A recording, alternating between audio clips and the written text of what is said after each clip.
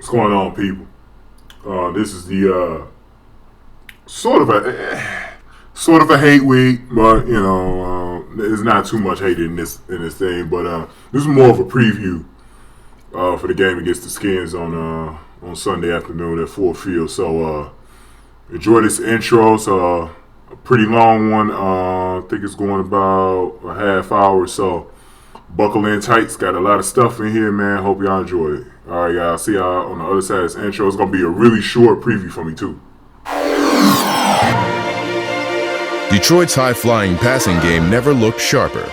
Still, the Rams nearly one-up them. A one-handed catch. Kenny Britt ultimately trapped it between his legs.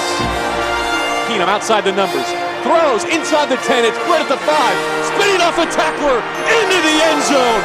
Touchdown, Kenny Britt. Kenny Britt was sensational, but Golden Tate may have been even better. Got a man out there. It's Golden Tate. Tate shakes the man at the 5 and dives into the end zone. Fittingly, Matt Stafford's fourth touchdown pass of the day went to Tate. Golden Tate cuts it up 15. Tate outside 10. Tate to the 5. Tate to the end zone. Touchdown, Detroit Lions. Now 3-3, Detroit can pucker up with pride.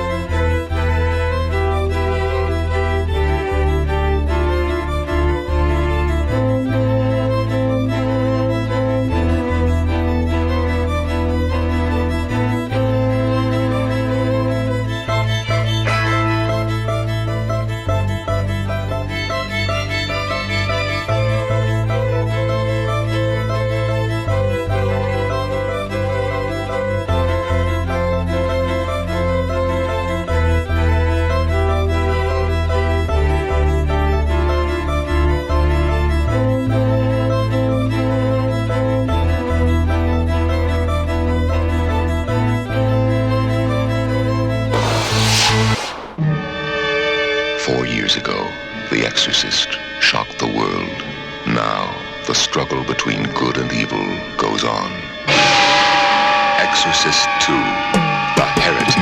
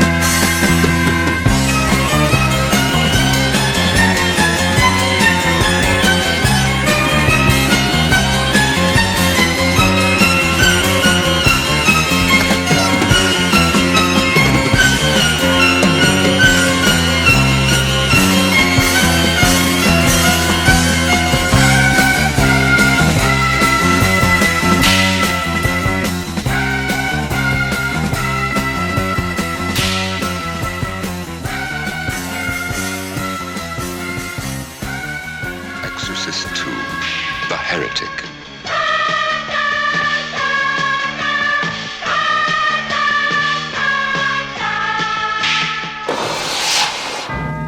Super Bowl, the single greatest sporting event in the world.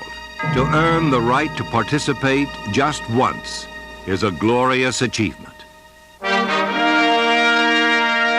Last season, the Washington Redskins became the first team since the '79 Steelers to play in 2 consecutive NFL championship games. Such an accomplishment truly indicates an uncommon level of superiority.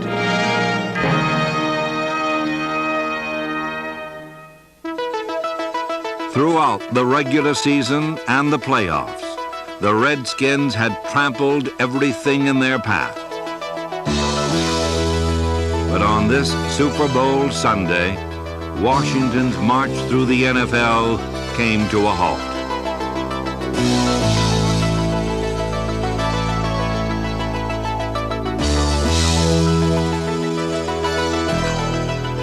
The Los Angeles Raiders victimized the Redskins, just as the Redskins had victimized the rest of the National Football League.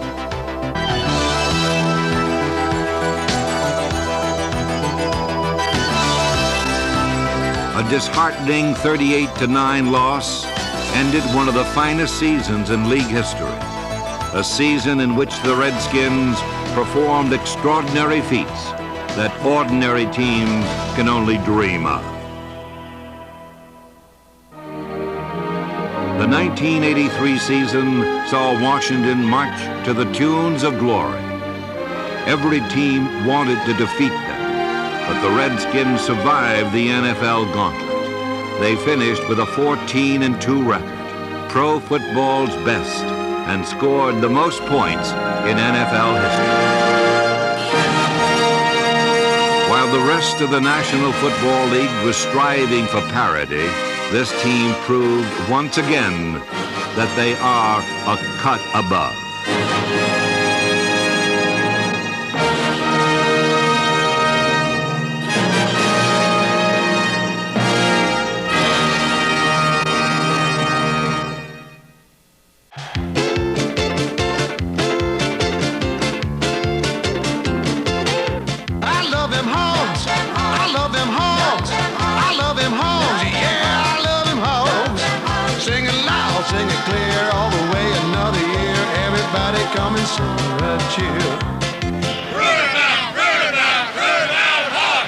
With their noses to the dirt, Jacoby, Grimm, Bostic, May, and Stark comprised the NFL's best offensive line and gave Theismann ample time to pass and fullback John Riggins plenty of room to run. Riggins has been named an honorary groundhog, but number 44 is more akin to a bull, and in 1983, the NFL was his personal china shop. Riggins' straightforward, no-nonsense running style is also a reflection of his unique personality. I've never been a, rah-rah type of guy and a cheerleader type of fella. For me, it's business. I have a job to do, and I go out and do it the best I can, and when I'm not on the football field, I'm over on the bench. Almost 90% of the time down by the oxygen tanks. In his 12th season, the Diesel still provided a breath of fresh air for the Redskin offense. The NFL's 5th all-time leading rusher scored a record 24 touchdowns in '83, but the big fullback does not want to be remembered for his statistics. Actually, if they were going to remember me by anything, I would like them to think that I always came to play on Sunday. I might do some goofy things during the week, but when Sunday rolls around and the ref blows a whistle, you can bet that I'll be playing. John Riggins epitomized the dominating power of the Redskins, for he, too, was a cut above. While some quarterbacks simply endure pressure, Joe Theismann consistently rises above it. 1 minute left in the game, and it's 3rd and 10, and everybody knows it's passed, and defensive ends turn into werewolves. You either rise to that and can handle that, or you can't, and you should be in another business. Some quarterbacks can't handle that kind of pressure. Joe can, which is what makes him probably the best right now.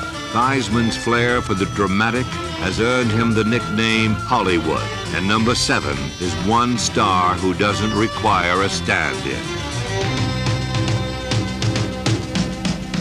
Joe's tough hide and strong arm led the Redskins to an NFL record 541 points. While backs Nick Giaquinto and Joe Washington and receivers Don Warren, Rick Walker, Alvin Garrett, Art Monk, and Charlie Brown all relished Theismann's arm, the Hogs appreciated his other physical skills. Well, in the old days when you had a quarterback like, say, Sonny Jurgensen, who would just drop back 5 yards, you know he wasn't going anywhere. The defense could key on that area of the field and attack it. When you have a mobile quarterback like Joe, and with mobile pocket concepts, it takes the pressure off you from that standpoint, and it puts the pressure on defense because they don't know where you're going to go. So they have to cover the whole field just on the odd chance that you might roll out. But there's another dimension to the game, but also just more exciting. The game is more fun. And the idea of this business is to have some fun. The Redskins had fun in 1983. They were a loose team, unified by contrasting identities. And nowhere was this more evident than on defense. Darrell Green, number 28, and Mark Murphy, number 29, were an odd couple who found success in the Redskins secondary. Green was a number 1 draft pick whose blinding speed helped him cover the entire field and earn a spot on the all-rookie team. While Green's quickness got him where he wanted to go, Murphy's 7 years of experience already had him there.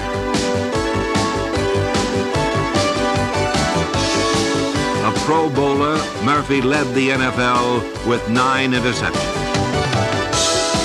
Constantly under bombardment, Washington's secondary nicknamed itself the Pearl Harbor Crew.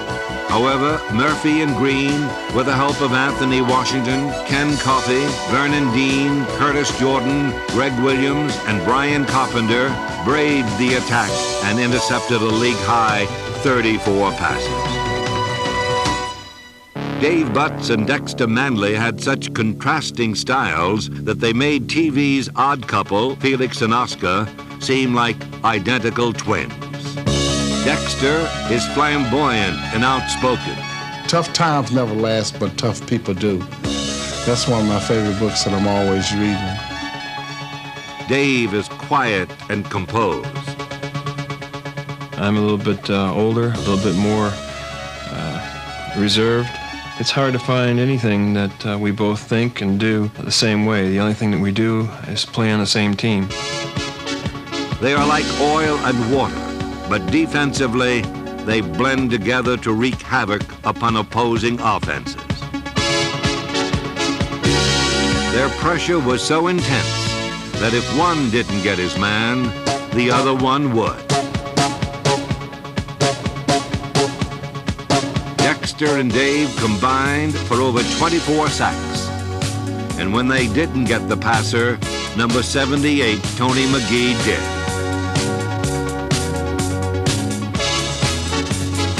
Defensive pressure created opportunities that helped spur the Redskins' late-season push to the playoffs. Linebackers number 55, Mel Kaufman, Rich Malott, and number 52, Neil Okowitz, came up with big plays in wins over Atlanta and St. Louis. The stretch drive was also where Riggins was at his best. Rushing for 7 touchdowns against the Giants, Eagles, and Rams, Riggo helped boost the Redskins' record to 12-2 and set up a crucial Week 15 contest against the Cowboys. It was sundown in Texas Stadium, and there was room for only one team at the top of the NFC East.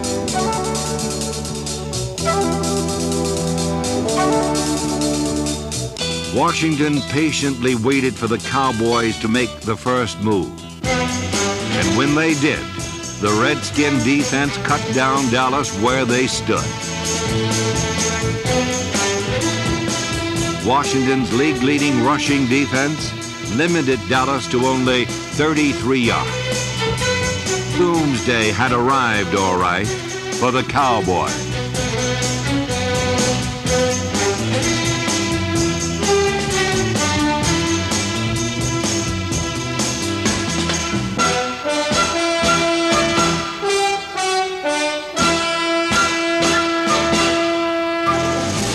Heisman's going to pass. He's going to dash out here. Going deep. He's got Eichmann at the 5. Touchdown, Washington Redskins. The Cowboys all looking down there picking at artificial grass. He wasn't my man. No. The convincing 31-10 win propelled the Redskins into first place and into the playoffs. For visiting playoff teams, RFK Stadium has become a burial ground.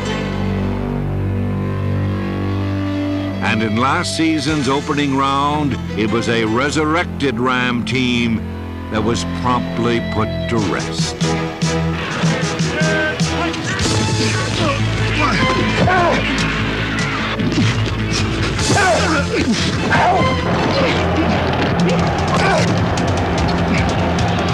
Ferragamo fires it out on the far side to Dickerson. Picked off. He's gone.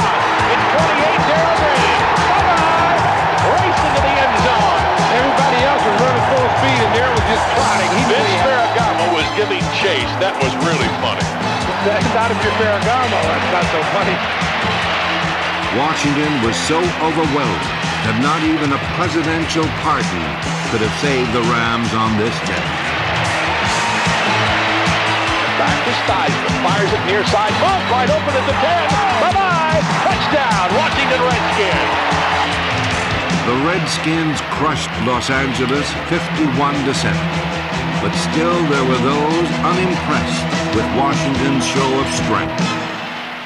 I just don't believe that we will be in awe or terribly nervous about this. I think our players are eagerly looking forward to just finding out how good the Redskins are.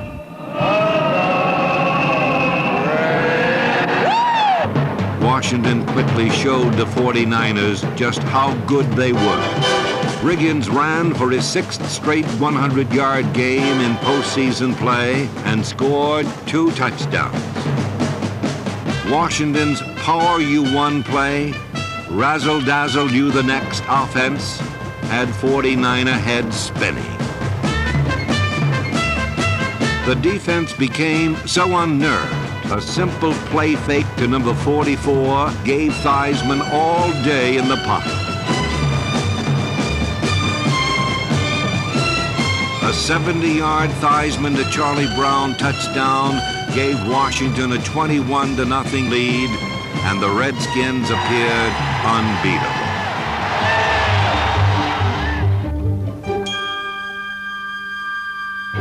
However, in the second half, the Redskins let their guard down, allowing the 49ers to sneak in some crucial blows.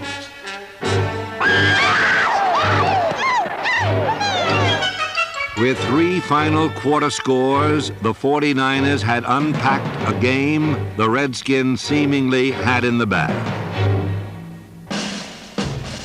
But true to the character of this Redskin team, they stubbornly set out to obtain a victory they had already laid claim to.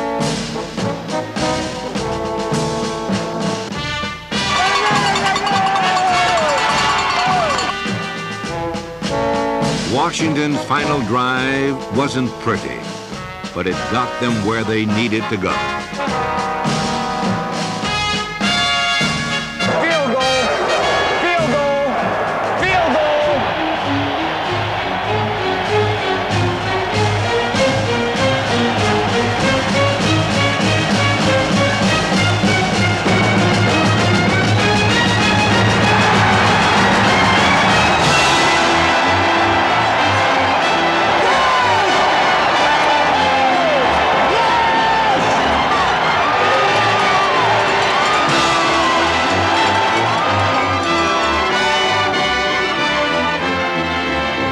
Redskins won their 2nd consecutive NFC championship with a heart-pounding flair that typified their wondrous season. The pressure of a Super Bowl title had not unraveled this team, as it had others before them. For the Redskins clung together in 1983 and not only survived a difficult challenge, they conquered.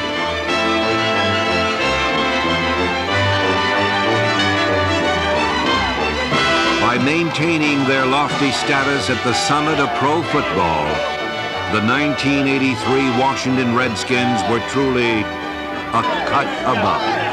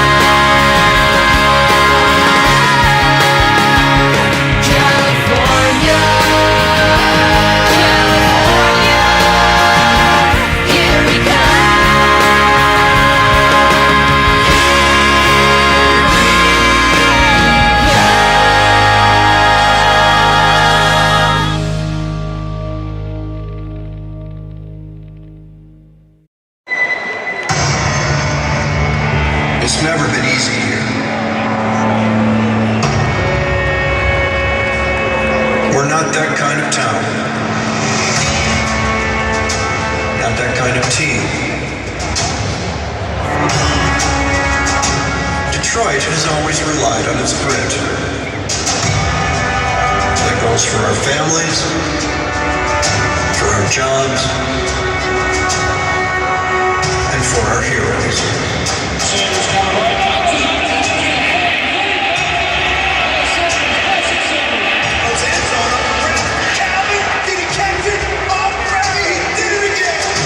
Around here, we work.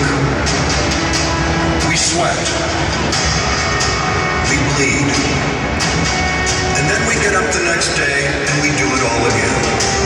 Because it's what's expected of us. Because we know that hard times don't last forever. And we do it because if you endure enough hardship, Stafford is down on the field and is not getting up. Enough adversity, the reward is bigger. The feeling is greater.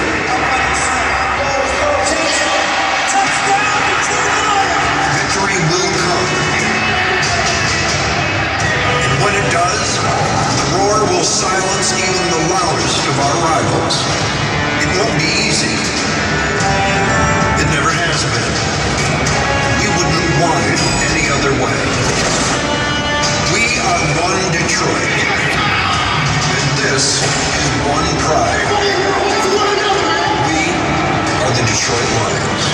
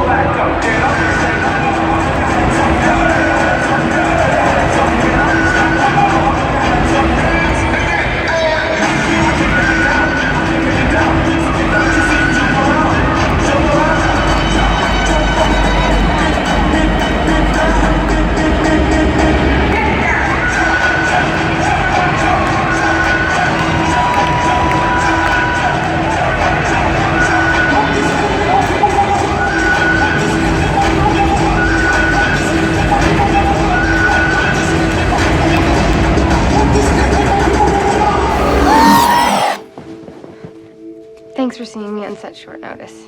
I'm glad you came. What brings you in?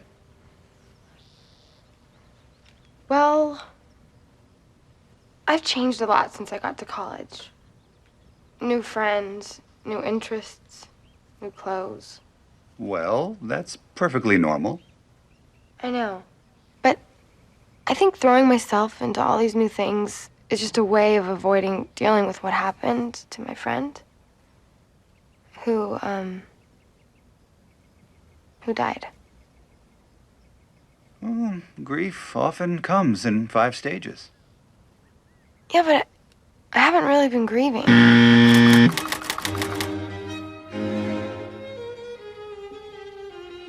Austin Forsett is in. They fake to him, throw to Tate. Tate's got some room. Golden Tate is taken down inside the 10, down at the 7. Tackled by Maurice Alexander. That's money and that's wins right there. And you also got effort from a wide receiver in Marvin Jones out on the perimeter as well. And how about Stafford with that sidearm bullet? It was Reed who got the block on Troy Hill. Stafford to the end zone. Touchdown, Marvin Jones.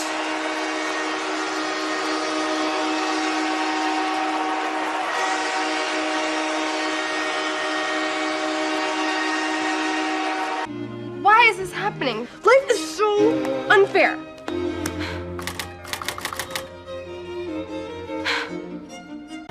And I'm shocked. Stafford off the back foot to the end zone. Flag. Touchdown! Andre Roberts!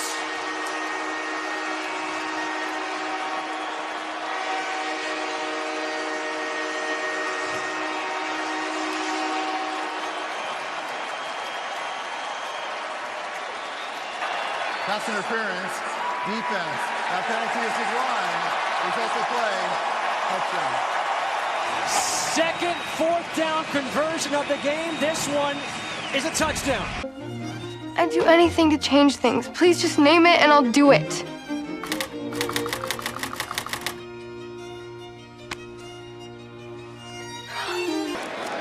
Got a free play. Flag, free play. Stafford taking the chance down the field. Has Tate wide open. Makes a move. Another move. Tate rolling to the end zone. Touchdown. Okay, this touchdown's coming back. They're going to call it down by contact. This is what Mike Wimmer, our replay official, says. The ruling on the field has been reversed. The runner was touched down by contact on his foot. The ball will be placed at the 1.5-yard line. First down. Right there. After losing a couple yards, second and goal from the 4. The pass over the middle. There's Bolden for the touchdown. But this is so not fair.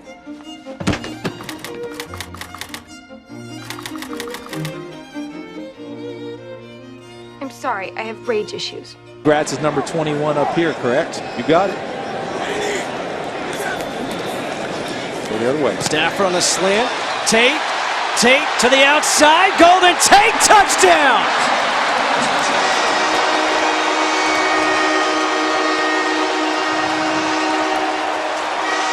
Anquan Bolden is raising his hands triumphantly, and he should.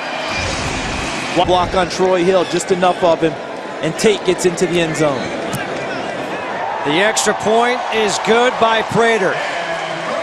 We've been tied at 7, we've been tied at 14, we've been tied at 21, now at 28, and now Golden Tate's a cheerleader too. Nothing matters anyway.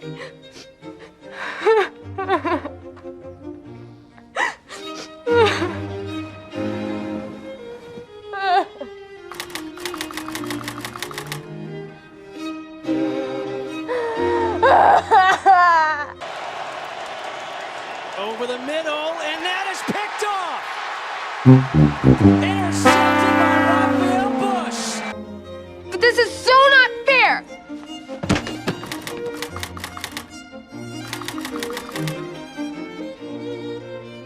I'm sorry, I have rage issues.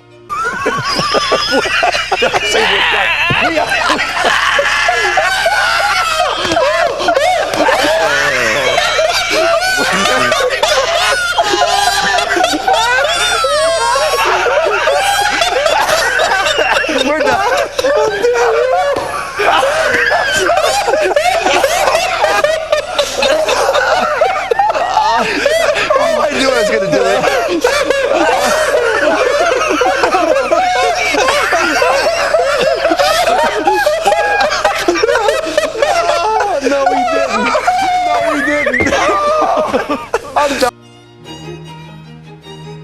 wish you would want me to move on. So that's what I'm gonna try to do. I'm proud of you, Summer. You've made astounding progress. And all in 1 week. It's kind of a relief in a way. Now I can go back to being me.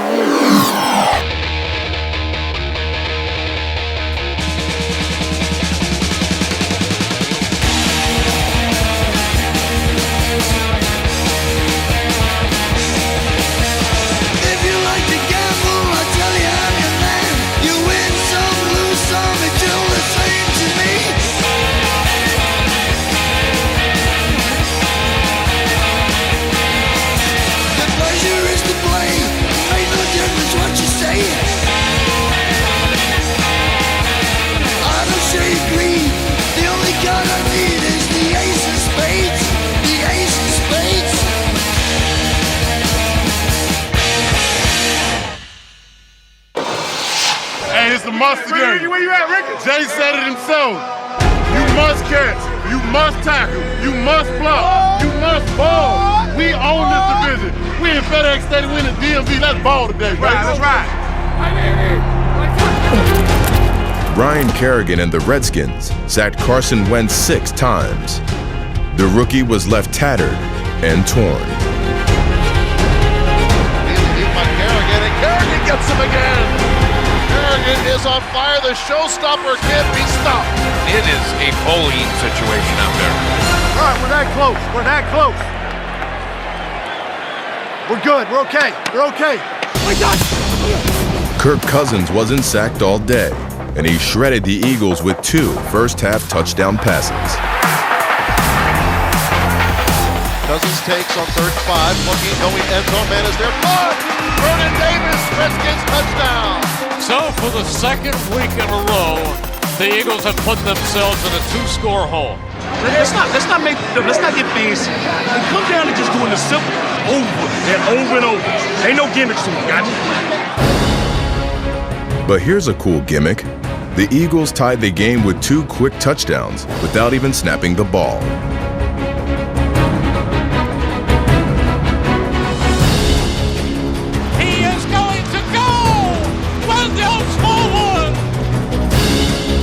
Cousins gives it to Kelly. No, he fights, and it's thrown for an interception. It is picked off. Running with the football is Jenkins, and Jenkins scores! You just can't make this up. First, we got to make it a little difficult. All right, then we're going to make it easy. 13 penalties like this roughing the passer call on Fletcher Cox helped doom the Eagles. After 2 losses to start the season, Washington is surging and has reeled off 4 wins in a row.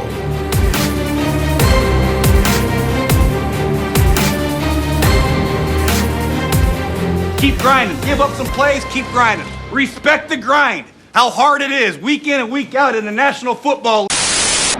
We run the damn East, not Philly, not Dallas, not all of them. We run the East. You better remember we got that damn title.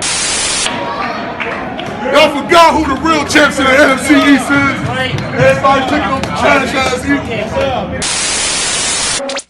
This is Inside the Locker Room with Doc Walker, Brian Mitchell, and Scott Jackson, live from the ESPN 980 Window Nation studios on ESPN 980, 92.7 and 94.3 FM. It's like Doc Walker and Brian Mitchell. These are professional smack talkers who also play, who, by the way, are the voices of the Redskins, and have invited me on their radio show today to talk even more smack and validate what the hell I said yesterday. So to the nation's capital, I will be on ESPN Radio, 980 AM this afternoon after 3 o'clock. Chris Baker, you're welcome to join me if you want to make a case for your Redskins. Well, Chris Baker will not be joining us, unfortunately, but they had a hell of a promo by Stephen A. Smith today for us on First Take. We do appreciate that. Back here inside the locker room, Doc B. Mitch, Scott Jackson, and via the Hadid Carpet Cleaning Guest Hotline, the aforementioned Stephen A. Smith, who you heard there from ESPN's First Take. How you doing today, Stephen? But my point was, look, man, y'all too talented for all of that. 4-2 is nice, but you're still in second place. You ain't been to a Super Bowl since 1991. I haven't won a Super Bowl since 1991. You bragging about beating the Eagles and a rookie quarterback. Wasn't that what you were supposed to do? I guess that's how I was looking at it. But what makes you think that that's their only goal, though? Well, again, to me, it's almost the equivalent of getting to the end zone and acting like you've been there before, as they say. You know, it's like, so what, you're 4-2? What you busy bloviating about the fact that, you know what, we the kings of the NFC East and all of this other stuff. I'm saying you seem satisfied. And to me, there's nothing that should be satisfied right now when you're the Washington Redskins. You got to get it done. Pierre Garçon, Deshaun Jackson, in the last year of their deals, looking to make big things happen. Kirk Cousins, betting on himself with a $19.95 million franchise tag, betting on himself. He's trying to make it happen. This defense with Kerrigan and the crew, hopefully they can make it happen. You have the talent to think about far more than the NFC East. And that's just the way I approached it. That's how I felt. So I said what I said. Now I understand you, and then for those that don't know, not only about your hoops, but you were with the Inquirer, you've done NFL, you've done pro football for many, many years. And there's no Eagles carryover to this, right, of them getting clipped? Because when I first heard about it, I said, well, did Steven lose a bet? Did he bet on the Birds? I know he didn't take the Birds down here. Not at all. All right, I just want to know. Okay. I'm just watching the games. I mean, if I did, I'd tell you. First of all, I really don't bet. Only time I bet is when I'm playing blackjack, and that's only when I go to the casino, which is like once every 5 years. I mean, that's not my style. But even if I was going to bet, it damn sure wouldn't be on the Eagles. Why would I do that? Now, I mean, these guys are coming off the field. It's a game. I mean, we've been crushing this defense, Steven, here for like 5-6 weeks, right? And they had they had a good game in Baltimore, had a better game this week, keeping the Eagles out of the end zone. So, I mean, to me, it was just a natural reaction off of that game. I don't think it was a big picture comment by those guys because they've been hearing so much stuff about the Eagles. And I don't think they had any clue what the standings looked like. Hey, guys, it's not a big deal. I said what I said, and I meant it, but it's not a big deal. It's not like Chris Baker sat up there and ran around the stadium like they had just won a championship or something. I saw something that I wasn't feeling. We're in this business where we give commentary on whatever's on our mind. At that particular moment, that was on my mind. I said what I said. I still stand by it. I still meant every word of it.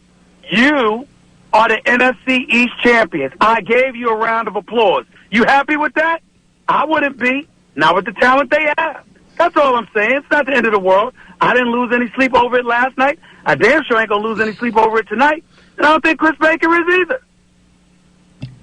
I think that's the main thing, though. I think, you say that they're bloviating, but I think what many people feel is that's what you were doing because you made a small thing a big thing. Because what they did is what... Let me say this to you. Let me chime in there. Well, then you've been bloviating every day. And so has every radio show. But the thing about it, that's what you do. You do that, and then guys will answer you to it. I mean, the whole thing about it is that was a after a game type thing, what people do all the time. I didn't think, like when I heard it, I didn't think anything that they were basically saying that's our goal, we the end. They felt good about a win. Hell, what is this? I mean, nobody can have fun anymore in sports. It sounds stupid to me.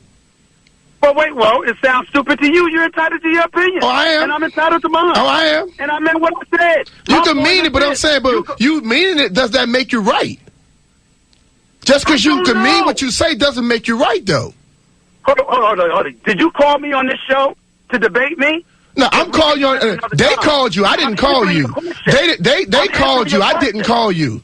But what I'm saying is, you have an opinion, I have an opinion, and I happen to disagree with your opinion. Time out. Here's what I'm saying. But how long is your show?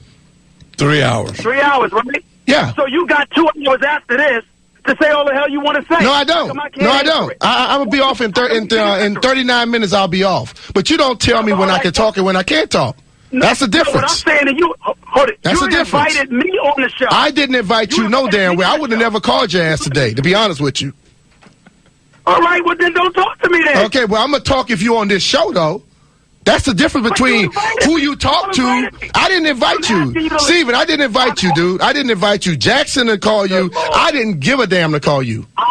I'm asking you to let me speak since you have me on the show.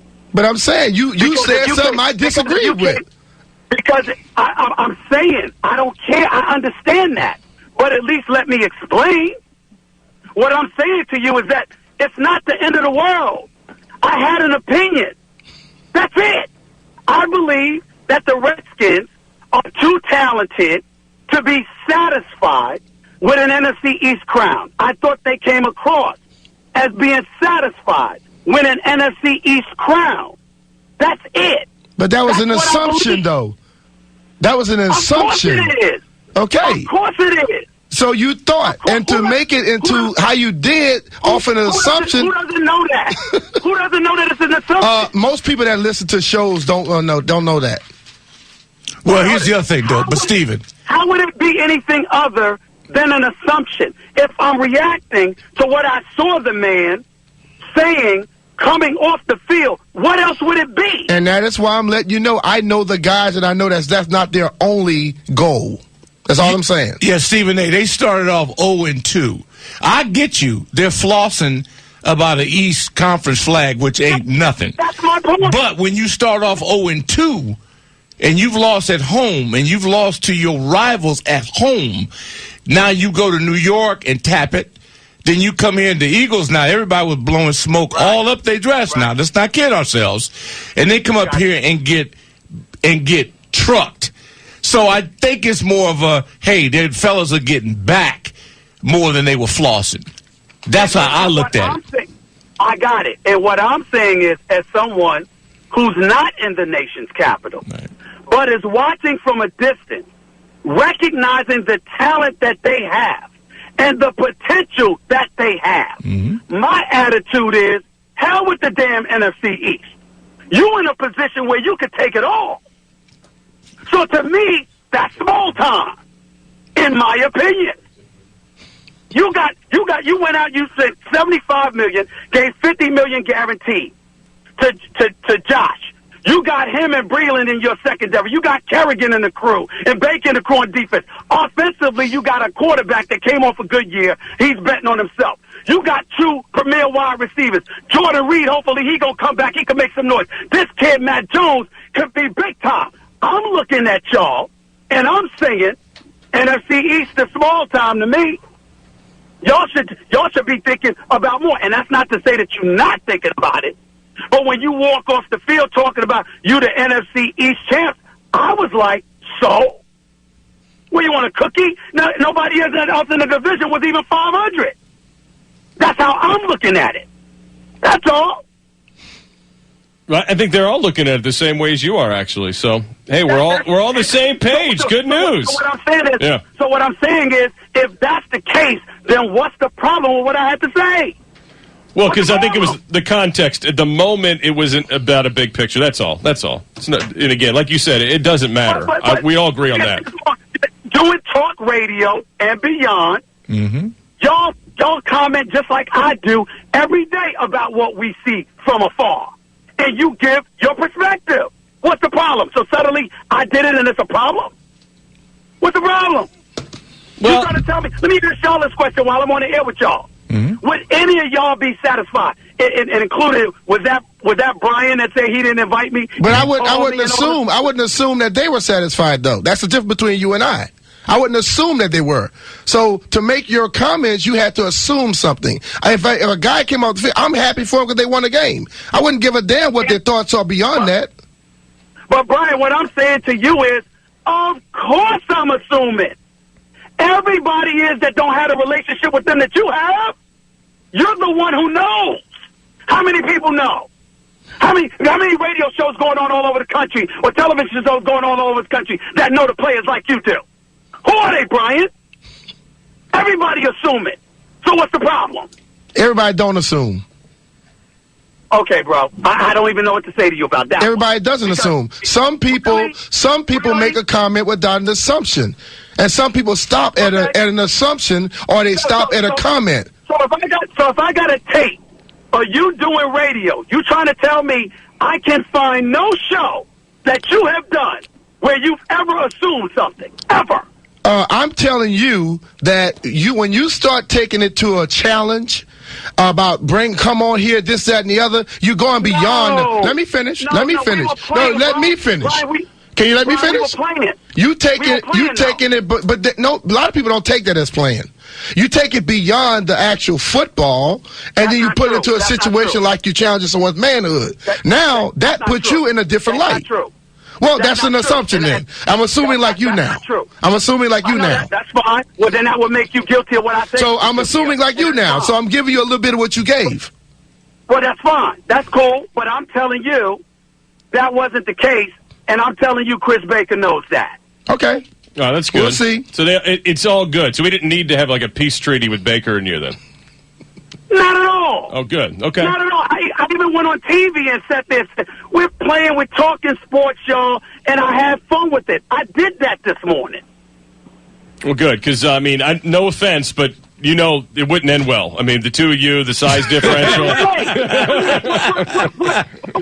What world am I living in? I said that on TV. I said that on TV. Right. So who don't know that? I mean, it's because I'm clapping and I'm saying an NFC crown isn't enough. We gonna have a conversation about how I'm trying to come at it, brother. That's where we at now. That's where we at. No, apparently we're not. No, good. We're good. No. All right. Just wanted to make sure we got it all out there. Well, we got to make sure we have clarity. Yeah, if not, we wouldn't be doing our job. Clarity. I'm just surprised with guys who have known me for years that I even had to explain that. To be quite honest with you. Well, I was hoping you wasn't taking on Baker. Because if Brian Mitchell had made such a statement, I wouldn't have sat there and assumed the things that he assumed. Because I've known him well enough, doing this long enough to know better. I wouldn't have made that statement like that, though. That's just straightforward. Now I'll make some assumptions on it, but I wouldn't have made the statement like you made it. We don't flow the same way. That's just that. Well, I'm saying, what statement did I make? That the NFC ain't enough? But that's the thing about it. You assume that was their final goal. That's what I'm talking about. Whether you assume every day, but you assume that was their final goal. But it was based on how happy they were that, in my opinion, they won a game they were supposed to win. Based on everybody that picked them, they weren't supposed to win it. They were picked to lose by everybody. Oh, I didn't pick them to lose.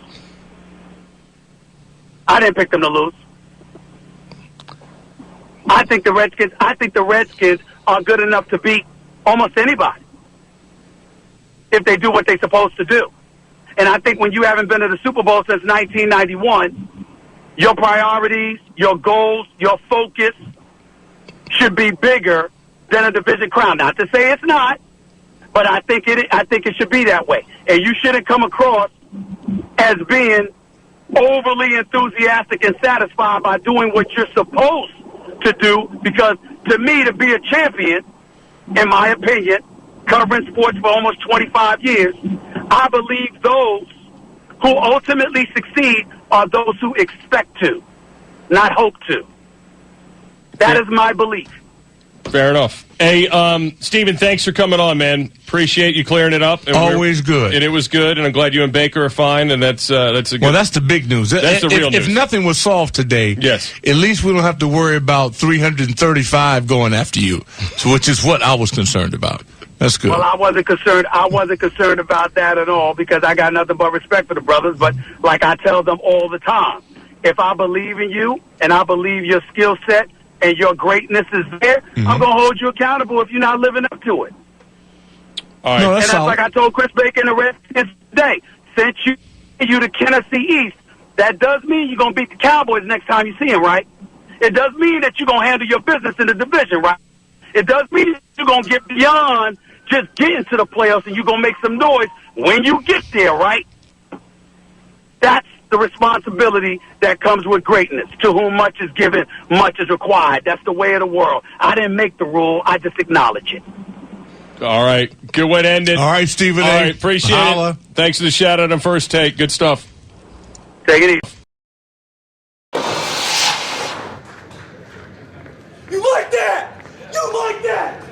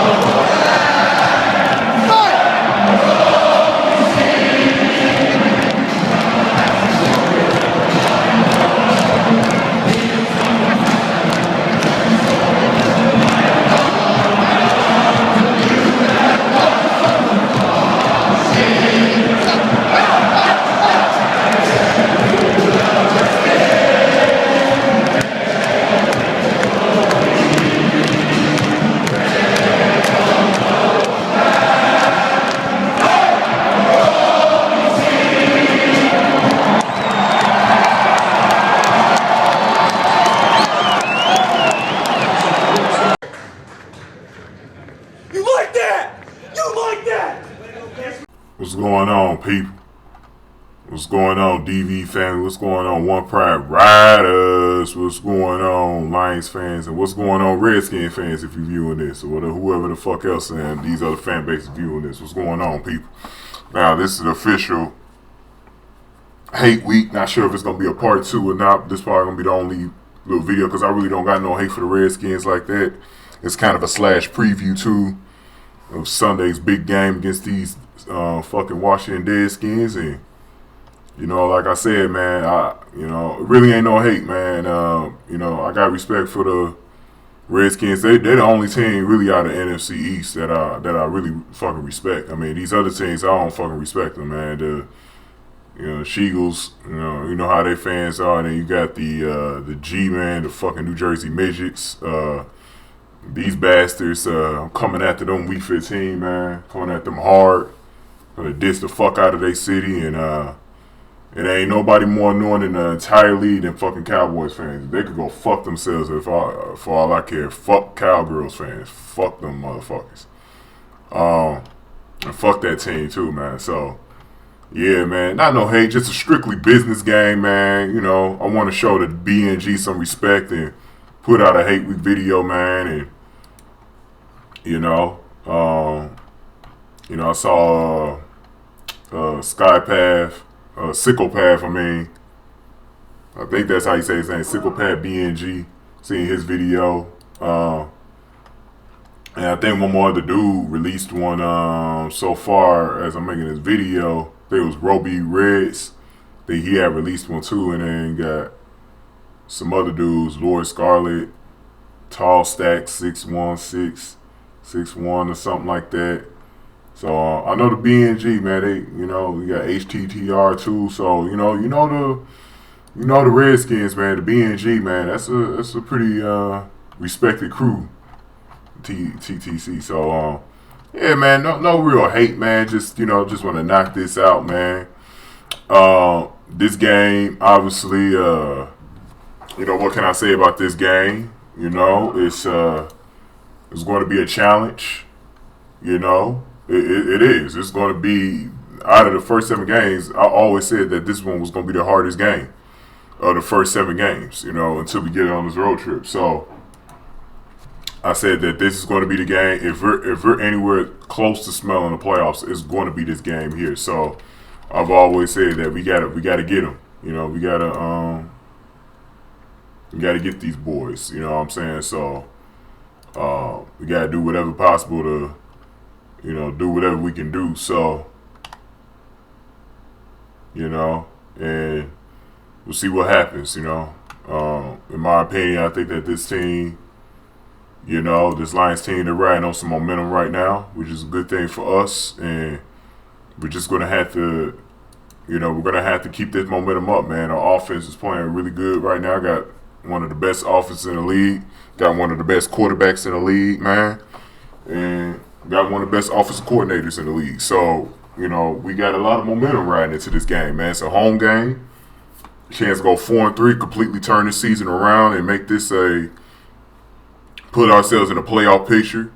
It's a huge game. It's a huge game for the Redskins too, man. They trying to chase the Cowboys. I think they eventually will get to the Cowboys because I don't believe in the Cowboys the rest of the season. They got a harder schedule coming up.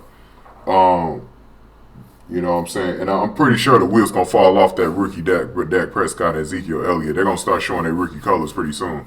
It usually, y'all Redskins fans, y'all know how the Cowboys are, man. Sometimes they start out real fast and in the second half they just start falling the fuck off, The only thing that's legit really about that Cowboys team is their offensive line. It's no joke, they offensive line, dude.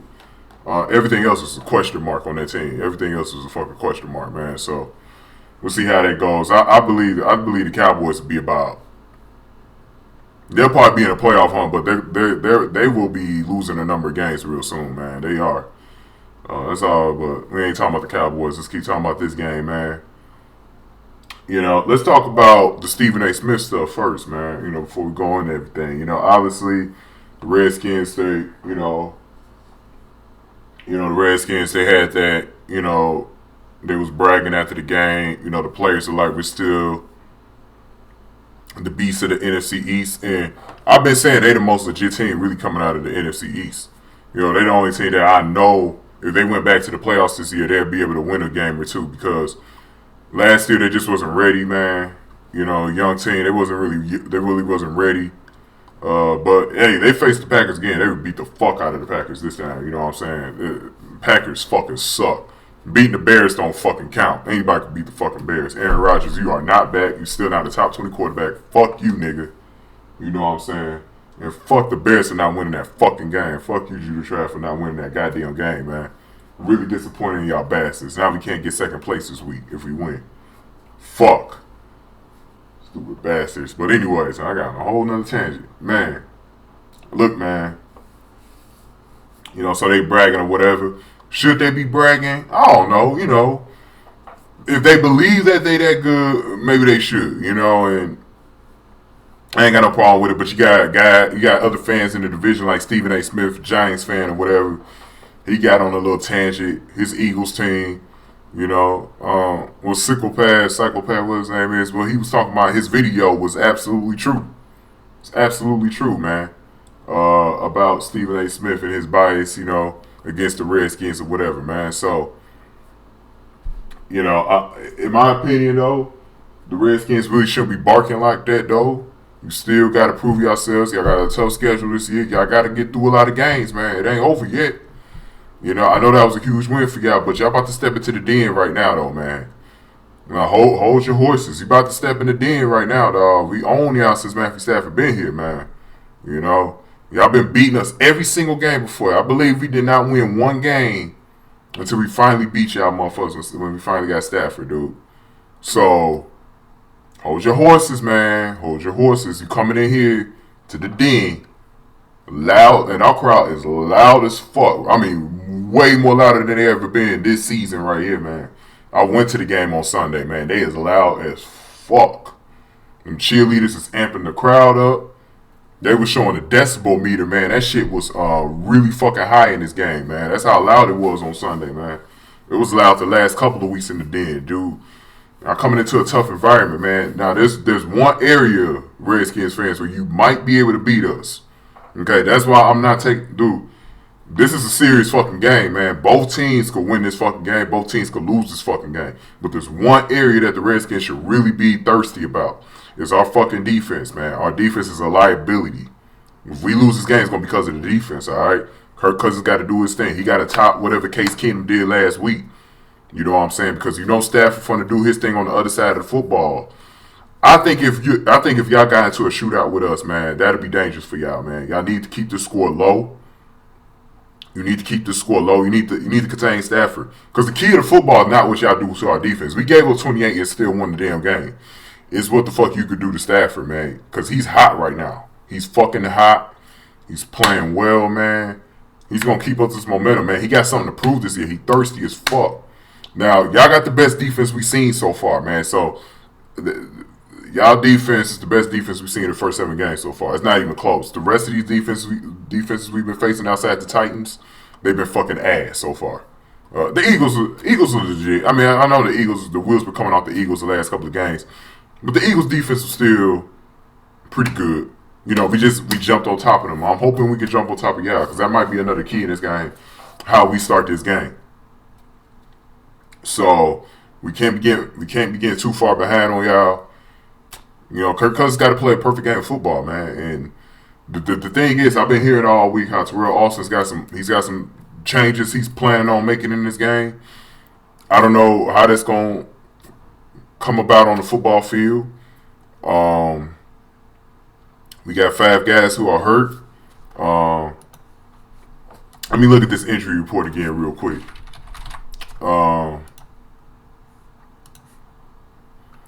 We got Ebron out again, DeAndre Levy. Fuck DeAndre Levy, by the way. Haloti Ngata, Theo Reddick, and Corey Robinson. So not as much as last week. But Theo Reddick's still a key. But, hey, we won without him. So we good. Anza's still questionable, but he'll probably play. Warford is going to be a good addition to the line this week. I think it's going to be a good addition to the line. Now, the line played well without Warford last week. As far as pass blocking goes, man. Like, Stafford had, you know, Aaron Donald did not get. He was not a factor at all in this fucking game. So that's pretty good. A guy that I'm hoping is going to be able to play is Dwayne Washington. I think that'd be a plus. To hear why he's a liability. If y'all watch my review video, man, watch that episode of Charlie's Angels again and watch how Grenelda was playing way better than this motherfucker. Real talk. Grenelda was eating this nigga for breakfast, dog. She could cover better than that nigga. That's what some of the dudes in the comment section was saying, man. That shit would have me rolling. Now the Redskins, they got a lot of injury. They don't have the out report yet on their side, but there's a lot of motherfuckers that's, man. Y'all rookie Josh Doxson look like he out for some time. Jordan Reed. This might be a key against our defense. Because the tight end's been fucking us up all year. Jordan Reed not playing in this game might be a huge X factor. Because Kirk Cousins is so comfortable with that dude. Man, I don't know how this game is going to go, but that's going to be huge for y'all, man. So I'm hoping we can keep this up. You got Sean Jackson's questionable. The rest of these dudes, Chris Baker, Sewell Cravens. That's our good rookie, right? Cullen Jenkins, Spencer Long, Trent Murphy, Josh Norman. I'm pretty sure Josh Norman going to play. Deshaun Phillips, Martrell Spate, and Trent Williams. I got a lot of dudes on the injury list, man, but I think some of those dudes going to play. It's going to be interesting this week, man. I think for the most part, man, this is going to be, this could be like a playoff game for both teams, man. Both teams got to win the game. We're not in first at either of our fucking divisions, so this is a must-win game. We got to go out. We got to win. It's going to be tough as fuck. It's going to be tough. I want to see Zach Zenner continue the way he's playing. We need a 100-yard. We're going to get a 100-yard rusher sooner or later. I don't think it's coming against this defense, but I think we're going to get a 100-yard runner sooner or later. Before this season is over, I guarantee you somebody's rushing for 100 yards. I guarantee it's going to happen this season. The line is getting close to run blocking a little better. I think they just got to keep running the ball, get these boys to work at run blocking skills more.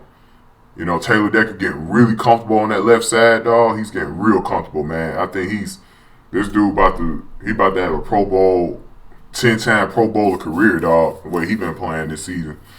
Riley, we've been playing better on the right side. I think we could get this running game going a little bit, It's going to be hard against this defense, but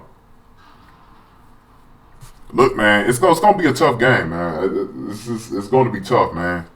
I hope the BnG is ready for us, man. No editing, no jokes against y'all this week, man. Like I said, I don't really got nothing bad to say against y'all. Y'all really haven't been, talking too much shit. So really no real hate for y'all, but just we'll see what's gonna happen. May the best win. Good luck to y'all. Hopefully, good luck to us as well. Good luck to Man Beats Morris who's going to this game. I really hope they win for him because I know how it feels to walk out of the den with a loss. It's not good. Just experienced that last week against Packers, but luckily the team won on Sunday, so I was happier coming out of the den this time around. Boy, I hate it. Anytime, anybody I know that's going to the game, man, one thing I hate is when they lose. I remember when Yasmin and the girls went to Chicago, man, they had to watch that shit in the goddamn rain, man. So, I hope the Lions could pull this out. And for the Lions, it just be really good, man. It'll be a really good win for them because you're about to go on a really tough 2-game road trip against the Texans and Vikings, man. Clowns. You could definitely, because even if we go 4-5, man, that's not going to be too bad, because we're still close to 500. So, I don't know if that'll be enough to put us in the playoffs, but at least it'll make it a lot more easier. Because then you lose this game and then you just lose the next two. You're 3-6 and you're fucked. Season is over basically. And because we're not winning the division this year, so we gotta have. This is a conference opponent as well. So. Yeah, man, I'm just hoping they win for Man Beast, man. Have a good time at the game, man. It's going to be so much fun, man. I had so much fun last Sunday at that game. It's going to be loud, like I said. It's going to be really good environment. And shout out to Craig Jockman, man. I saw your video, man. Keep your head up, man. My prayers is with you, man. I know how it is. I just had a loss in my family a couple of months ago, man. And man, family life first. I'm hoping the Lions also win for you, man. Maybe that'll make your situation a little better, man. So find peace, man. And I hate losing loved ones, so I understand you on that, man. So just keep your head up, man. Like I said, hopefully the Lions will win for you this Sunday, man. So we got some people that I'm hoping the Lions win for, not just us fans, but, hopefully in that situation as well. So, but yeah, it's gonna be a hell of a game, man. I can't wait to watch this shit. I believe the game is coming on in my area, so I don't have to worry about Sunday ticket.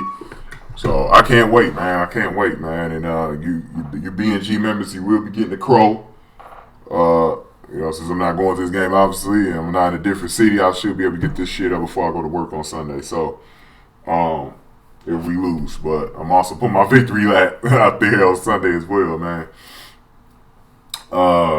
Yeah, man, just a lot of respect for your organization, man. I know, Dan Schneider ain't been the best owner for y'all, man, but y'all been turning it around under Jay Gruden, man. He deserves a lot more credit than what he's been getting, man. I felt like he was a very disrespectful coach. I mean, people were very disrespectful to him because of the way he handled the RG3 situation. But, hey, at the end of the day, he made the right call on that shit. He really did. So, it's going to be interesting, man, because I got Kirk Cousins as one of my top 10 quarterbacks. This game features 2 top 10 quarterbacks, in my opinion, Matt Stafford and Kirk Cousins. It's going to be a good quarterback showdown, man. So, it's going to be good, man. For real. It's going to be a really good-ass fucking game, man. So, I'm going to see what the rest of the BnG put out, man. Let's see if there's any other Hate Week videos. I'll do a part 2. It's usually a little hard for me to make videos on Saturdays. But, if I see anything that I'm interested in encountering, I will do it. But for right now, man, let's just enjoy this game and may the best man win. So, for my One Pride Riders, peace. And I'm the ace taker of the Detroit Lions and the DVE family, and we are out. Brock Osweiler was brought in to be a bright spot in the Texans' offense, but failed to produce more than a flicker for the first 3 quarters. Airs it out downfield. It's a pick by Davis. Andrew Luck, on the other hand, was lighting it up. Andrew's going to roll to the left side. Andrew's going to run. 10, 5, touchdown, Andrew Luck! Trailing by 14 with under 3 minutes remaining, Houston mounted a Texas-sized comeback. Throws underneath.